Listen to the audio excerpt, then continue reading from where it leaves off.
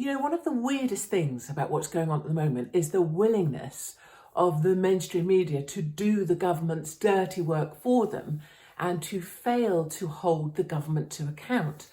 So the headline that they've been fed today is British military brought in due to crisis in hospitals due to COVID.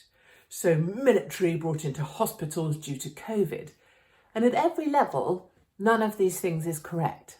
Number one, the military have been brought in, yes, but it's 200 people from the military. And as much as I love the military, set against the backdrop of what they're up against, and we'll go into the numbers in just a moment, 200 military is nothing, just a headline, just the ability to use the word military brought in. Secondly, the crisis in hospitals is partly due to staffing. There are 100,000 vacancies-ish already in the NHS. The NHS is always under pressure at winter because of its enormous inefficiencies in the way that it operates and runs.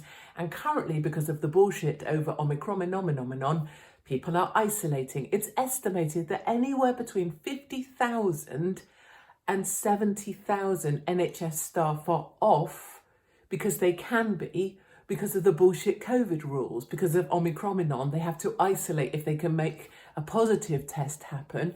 So we're down probably 50 to 70,000 staff.